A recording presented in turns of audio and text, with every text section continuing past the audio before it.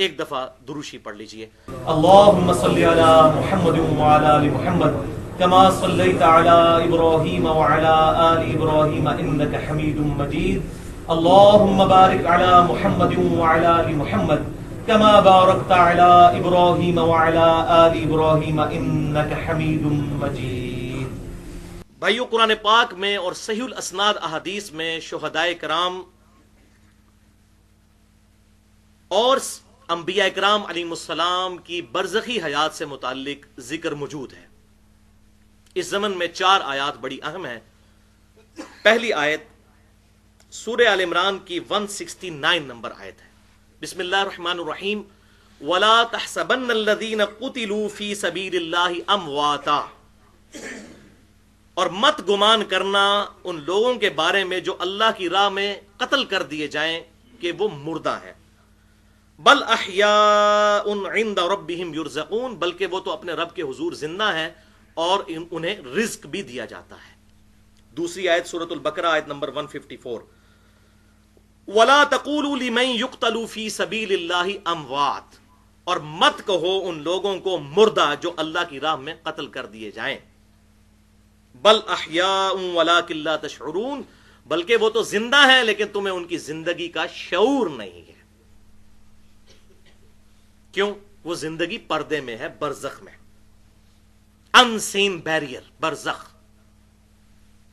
اور اس کا ثبوت سورہ المومنون کی آیت نمبر 100 وَمِن وَرَائِهِمْ بَرْزَخٌ إِلَى يَوْمِ يُبْعَثُونَ، اور ان کے مرنے سے لے کر قیامت کے دن تک اٹھائے جانے کا جو وقت ہے وہ برزخ ہے، ان سین بیریئر ہے، اسے کوئی آبزرو نہیں کر سکتا۔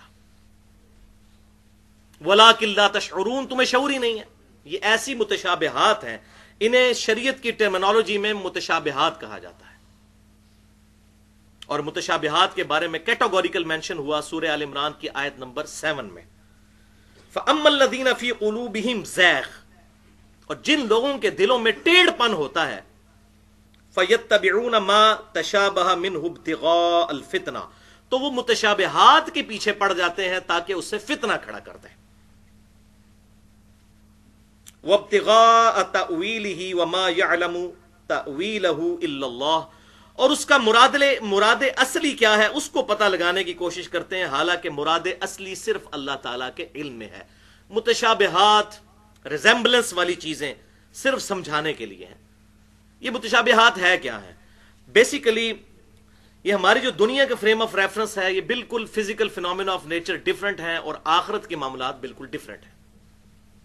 لیکن آخرت کی زندگی کا دھندلا سا تصور پیش کرنے کے لیے، سمجھانے کے لیے اللہ تعالیٰ نے تھوڑی بہت چیزیں ارشاد فرما دی۔ مثال کے طور پر جنت میں پاکیزہ بیویاں ملیں گی، جنت میں پھل ملیں گے، جنت کی نعمتوں کا ذکر کیا۔ یہ تمام کی تمام چیزیں متشابہات ہیں، ان کے بارے میں ہمیں ان ڈیپتھ ڈکلیئر نہیں کی گئی چیزیں کہ وہ کس کیفیت میں ہوں گی۔ صرف ایک دھندلا سا تصور بتایا گیا کہ دنیا کے اوپر قیاس کوئی کر لے کہ جس طرح یہاں پر بیویاں وہاں پر بھی بیویاں ہوں گی، لیکن بخاری اور مسلم کی متفق علیہ حدیث ہے، اور اسی کانٹیکسٹ میں سورہ الف لام میم سجدہ میں آیت بھی موجود ہے کہ اللہ تعالیٰ نے اپنے نیک بندوں کے لیے وہ آیات، وہ نعمتیں تیار کر رکھی ہیں جو نہ کسی آنکھ نے دیکھی، نہ کسی کان نے سنی، اور نہ کسی کے دل پر اس کا گمان گزرا۔ لیکن دھندلا سا تصور پیش کرنے کے لیے اس کی ریزمبلنس، اس کی مشابہت بتائی گئی ہے۔ اردو میں بھی لفظ مشابہت استعمال ہوتا ہے، تو یہ ہوتی ہیں متشابہات۔ اس میں ہم صرف اتنا ہی کلام کر سکتے ہیں کہ جتنا ہمیں بتایا گیا ہے، اس سے زیادہ کلام نہیں کر سکتے۔ شہداء کی اخروی زندگی کے بارے میں دھندلا سا تصور جو قرآن و سنت کے اندر آیا، قرآن والا حصہ تو ہم نے سن لیا، اب سنت کی طرف رجوع کرتے ہیں جو قرآن پاک کے بعد سب سے بیسٹ ایکسپلینیشن ہے ان عقائد کی۔ اس کانٹیکسٹ میں 3 صحیح الاسناد احادیث سن لیجئے۔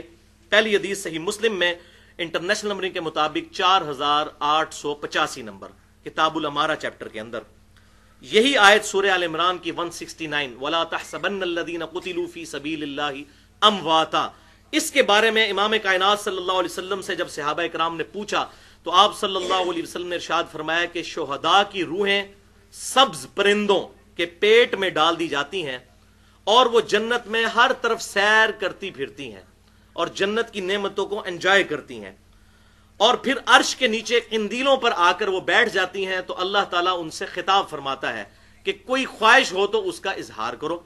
تو وہ روحیں کہتی ہیں یا اللہ تو نے ہمیں اتنا کچھ نوازا ہے، ہم کس خواہش کا اظہار کریں؟ جب اللہ تعالیٰ بار بار پوچھتا ہے تو وہ ایک ہی خواہش کا اظہار کرتی ہیں کہ اے اللہ ہمیں دنیا میں دوبارہ بھیج دے، ہم تیری راہ میں دوبارہ قتل کیے جائیں. اس کا جو ٹیسٹ ہے نا وہ اس کو وہاں پر بھی فیل کریں گے. لیکن اللہ تبارک و تعالیٰ اس معاملے میں ان کی یہ خواہش پوری نہیں فرمائے گا، کیونکہ ایک ہی دفعہ یہاں دنیا سے ایگزٹ ہے. بلکہ صحیح مسلم میں حدیث ہے کہ دنیا سے جانے کے بعد صرف شہید ہی تمنا کرے گا اس دنیا میں آنے کی. اور بخاری اور مسلم کی متفق علیہ حدیث ہے، آپ صلی اللہ علیہ وسلم نے فرمایا میری خواہش ہے کہ میں اللہ کی راہ میں قتل کیا جاؤں، پھر زندہ کیا جاؤں، پھر قتل کیا جاؤں، پھر زندہ کیا جاؤں، پھر قتل کیا جاؤں، پھر زندہ کیا جاؤں، پھر قتل کیا جاؤں، پھر زندہ کیا جاؤں.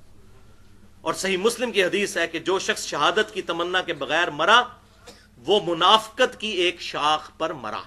لہذا ہر مسلمان کے دل میں شہادت کی تمنا ہونی چاہیے. یہ لٹمس ٹیسٹ ہے ایمان کا. اور قتال از دا سمم بونم آف اسلام. اسلام کا ہائیسٹ گڈ جو ایمینول کانٹ کی فلسفی میں اس کو سمم بونم کہتے ہیں، وہ قتال ہے کہ ایک شخص اپنی جان لے کر اللہ کے حضور حاضر ہو جائے، یا اللہ میرے پاس سب سے قیمتی چیز یہ تھی، میں تیرے لیے قربان کرنے کے لیے تیار ہوں.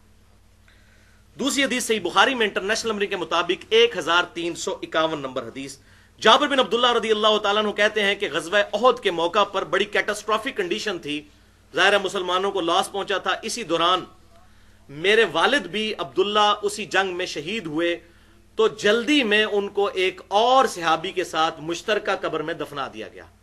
کہتے ہیں لیکن میرے دل میں قلق تھا کہ میرے باپ کو اجتماعی قبر میں کیوں دفنایا گیا. تو میں نے یہ خواہش اپنے دل میں رکھی تھی کہ جب بھی مجھے موقع ملا میں اپنے باپ کی قبر کو شفٹ کروں گا. صحیح بخاری انٹرنیشنل نمبر کے مطابق 1351.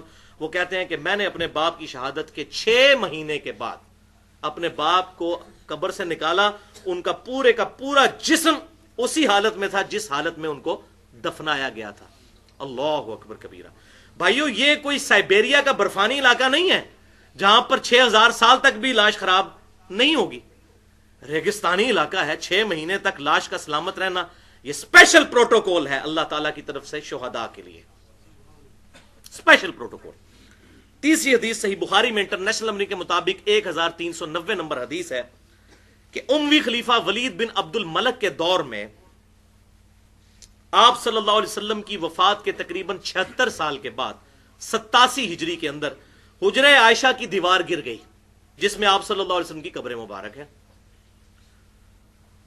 اس کی کنسٹرکشن کے دوران ایک پاؤں نکل آیا اور صحابہ اکرام علیہم رضوان اور تابعین بڑے سخت پریشان ہوئے کہ آپ صلی اللہ علیہ وسلم کا پاؤں مبارک قبر سے باہر نکل آیا ہے، پنڈلی سمیت پورا پاؤں مبارک. 76 سال بعد.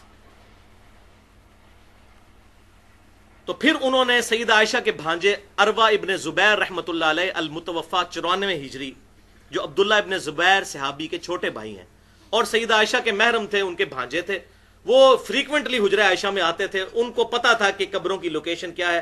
ان کو بلایا گیا تو انہوں نے جب وہ پاؤں دیکھا اور قبروں کی لوکیشن دیکھی تو کہا کہ اللہ کی قسم یہ نبی صلی اللہ علیہ وسلم کا پاؤں مبارک نہیں بلکہ سیدنا عمر کا پاؤں مبارک ہے.